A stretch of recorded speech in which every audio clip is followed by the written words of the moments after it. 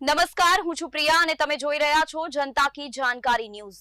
નજર કરીએ આજના સમાચાર ઉપર।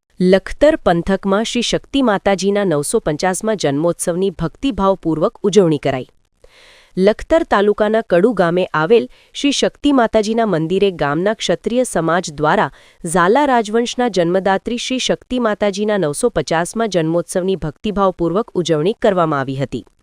જેમના યુગને યાદ કરતા જ ના ભૂતોના ભવિષ્યની ઝાંખી થાય એવા યુગ પ્રવર્તક સોલંકી રાજવંશની વંશ પરંપરામાં 3 કુળ અને 71 પેઢીને ઉજાગર કરતા આબુગઢના દંડનાયક અંબાજીના પરમ ઉપાસક ભક્તરાજ પાટળપતિ સોલંકી રાજવંશના કપાલ ગિરાજદાર સંતપુરુષ પ્રતાપજી સોલંકીના આંગણે અંબાજી માતાની અમી દ્રષ્ટિથી મહાસતી માતા ભવાની દેના કુખે વિક્રમ સંવત 1133 કારતક સુદ 11 પ્રબોધિની એકાદશીના રોજ સોલંકી રાજવંશના દીકરીબા, પરમાર રાજવંશના ભાણીબા, મખવાન રાજવંશના વહુવારુ અને ઝાલા રાજવંશના કુળમાતા શ્રી શક્તિ માતાજીનો જન્મ આબુગઢના રાજમહેલમાં પ્રભાતના પહોરમાં થયો હતો।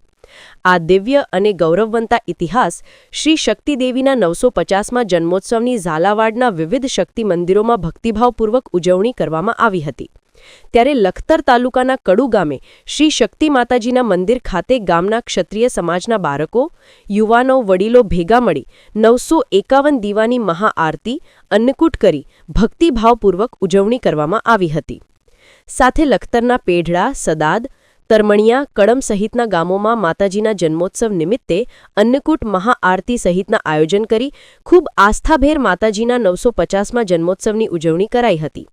અત્રે ઉલ્લેખનીય છે કે ઝાલા રાજવંશના જન્મદાત્રી શ્રી શક્તિ માતાજી ધાંધલપુરની ધરામાં અંતર્ધ્યાન થયા ત્યારથી ધાંધલપુરની ધરા ધામા નામે જગવિખ્યાત થઈ। રિપોર્ટ જયેન્દ્રસિંહ ઝાલા।